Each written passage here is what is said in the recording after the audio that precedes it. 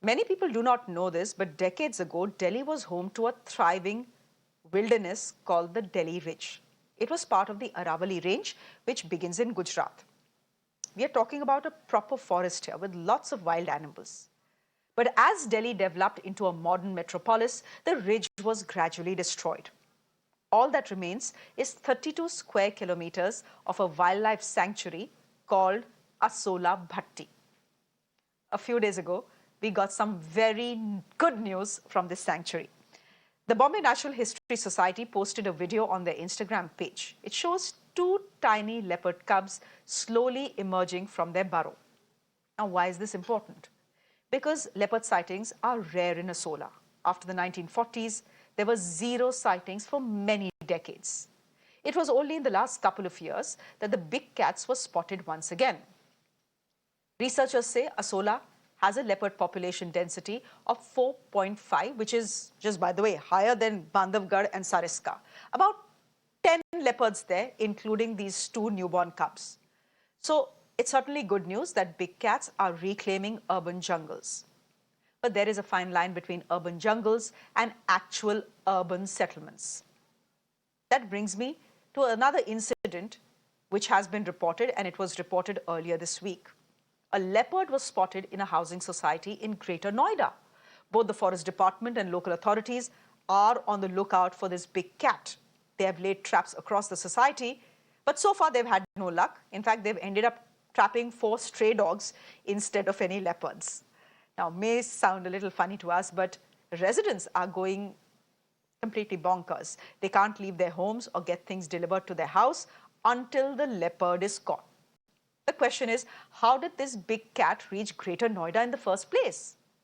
Because remember, this isn't some small settlement on the fringe of a forest. Greater Noida is home to more than 1 lakh people. I'm asking that question to Sanjay Gubbi, who's a leopard scientist and who is joining us just, by the way, from the jungles. Sanjay, thank you very much for being with us here on Mirror Now. I'm going to start with the good news. We'll come to the Noida question in just a bit. And that's your picture, just by the way, with the leopard. Why is the news from Asola particularly good? We are talking about leopards on the prowl at Gurgaon's footsteps. So why are we celebrating the birth of 2 new cubs? See, anytime you have a non-human life form suddenly reclaiming their area, which they were found in the past, it's always good news because there is biodiversity coming back, wildlife coming back, especially when large carnivores like leopards or hyenas come back. It's a good indicator that the ecosystem is rejuvenating, especially in the background that Aravallis and Asolabhatti wildlife sanctuaries were earlier mining areas, and mining has been stopped now, and non-human life forms are reclaiming their area. So always when you have large carnivores which are on the apex of the food chain, they reappear. It's always a good sign because then it's become a thriving ecosystem now. It's become a thriving ecosystem, and urban jungles, Sanjay, are not uncommon. Bombay has RA, Delhi has Asola, Bangalore as well. I would ask you, is that not reason to be scared? I mean, leopards and tigers in your midst, isn't that too close for comfort? Oh, actually, we should be very proud that New Delhi, right at its doors, has large carnivores like leopard. Of course, there is Bangalore, which has tigers right at its doorsteps. Bhopal has, Mumbai has, several other cities in India has this situation. So it's a proud thing. It's just that we need to be cautious. We need to develop awareness among people. And we need to, it's also a good indicator that where is that we should stop the urbanization. These are the borders where we need to say, okay, this is where our human dwelling should stop, and the next zonation should be for nature. There's no worry about people worrying about large mammals around their areas. It's just that we need to build awareness and be cautious about certain issues. So people venturing out into natural habitats, into the scrub jungle, they should not do it at night time. Even if they're going out at daytime for a walk or for a cycling activity or some other activity, they just need to ensure that they are talking with somebody else, or they put music on their mobile phone and go, so that animals know that there is somebody approaching them and they move out. And let me be very, tell you very clearly that animals, especially wildlife, are much more afraid of people than we are afraid of them. So it's a matter of how do we develop awareness Okay, amongst Sanjay. these people. So, for example, Gurugram has come out, is Okay. coming up right in the middle of this corridor between Asola Batti and Sariska Tiger Reserve and the Aravalis.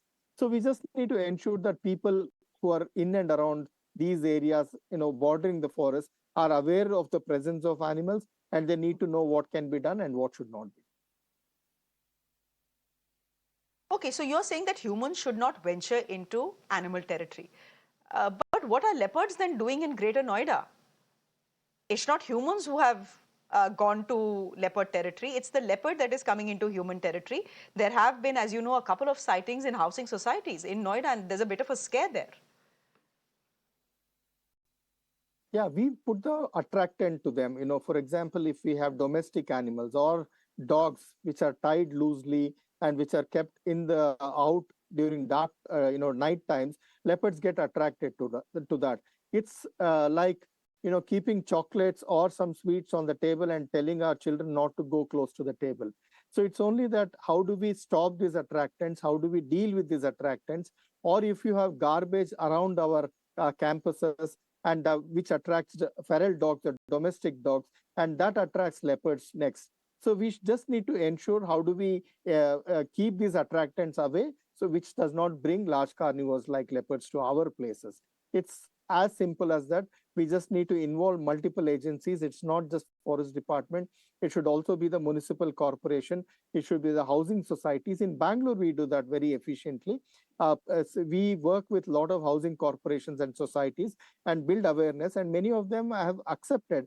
I know of people, including old age homes, senior citizens living, and leopards walking right through their societies. And I have a gentleman who tells me, who's 80-year-old, he sits on his balcony and watches a leopard just walking 20 feet away from his balcony, and he's very happy and thrilled about it. And he doesn't get anxious about it just because he knows what to do and what not to do. It's just a matter of educating people, actually. Okay, it's a matter of educating people. Sanjay, thank you very much for joining us from the jungles and giving us a very clear perspective on why we have spotted that leopard in Greater Noida. Thank you very much. Though, I would love to spot a wild cat, but in the wild, would I like to spot a tiger or a leopard in my colony? I'm not so certain, but you're telling us uh, it's no reason to fear. In fact, it's a reason to cheer. We'll leave it there for the moment. Thank you very much. That's a perspective that is coming in from the jungles.